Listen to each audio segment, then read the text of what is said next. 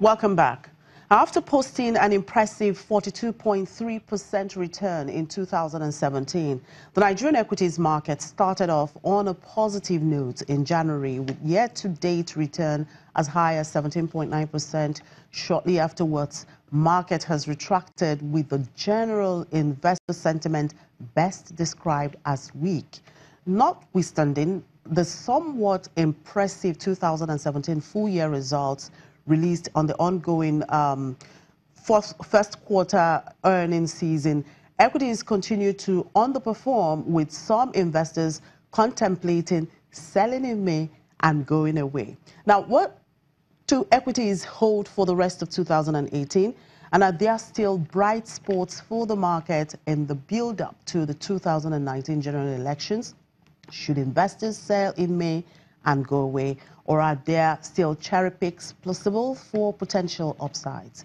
Joining me now to provide answers to some of these questions is one of the investment analysts at AfriInvest Securities Limited, Omotola Abimbola. Good morning, Omotola. Thank you very much for joining us.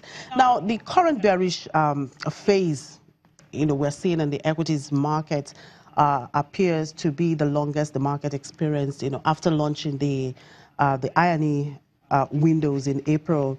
And you just released a report titled "Foreign Investors Still Calling the Shots." Can you talk us through the major highlights of this report? Okay, thank you for having me, Chimeze. Essentially, in the report, we looked at the developments in the capital markets since the introduction of the high-and-low window in April 2017.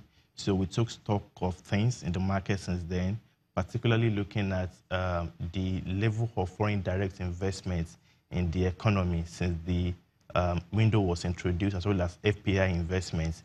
We also considered the level of valuation in the market to answer the question as to whether the market is overvalued at this moment, or we expect to see an upturn in performance going forward. So broadly speaking, it's a report which looked at the capital markets environment since the window was launched and the outlook for the market for 2018. Okay. Now, it would seem that Nigeria has barely attracted the much of FDI flows since the launch of the INE, unlike the EPI. Would you say this is having a negative impact on the sentiments in equities? Maybe so, and maybe not, because, like you mentioned, since the INE window was launched, we have seen a significant rebound in foreign portfolio investments. For full year 2017, we recorded over $7 billion of FPI investments in the economy, of which it was over 6 times the level that was recorded in 2016, and it was the highest that we have seen since 2014, when it peaked at over $14 billion. But on the contrary, for foreign direct investments, we recorded the lowest level in nearly a decade in 2017, which is in sharp contrast to what we saw for foreign portfolio investments. And there are many reasons that we can adduce to this. Because FDI investments, they are typically long-term investments that are hardly liquid. They're not so liquid like foreign portfolio investments, where the investor can simply, with a call, place to a trader, exit his investments, and repatriate back to the home country. For FDI investments, they are not that liquid, so considerable level of due diligence has to be done on the investment opportunity before capital is deployed.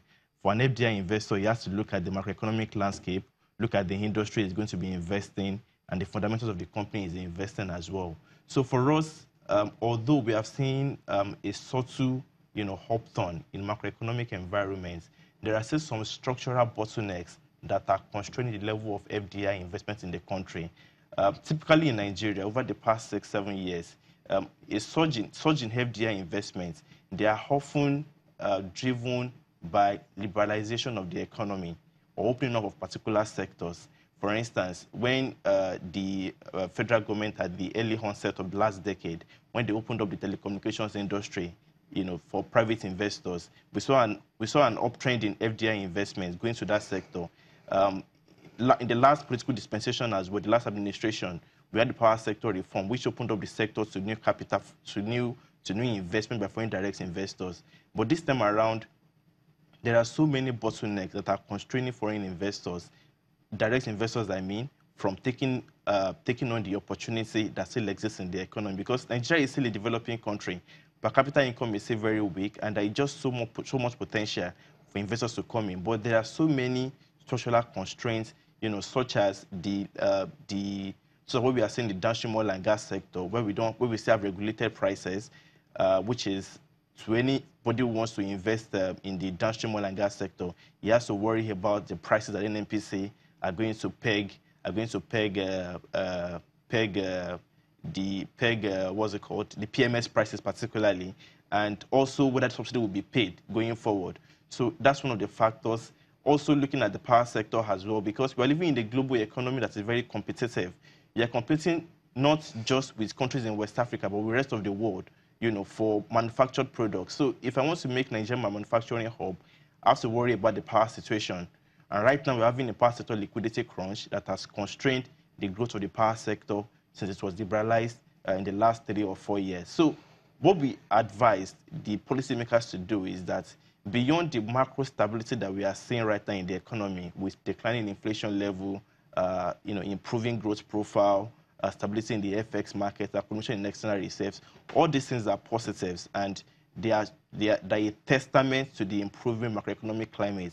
But for you to attract FDI in investments, for you to make your country attractive, you have to make it structurally competitive as well for investments.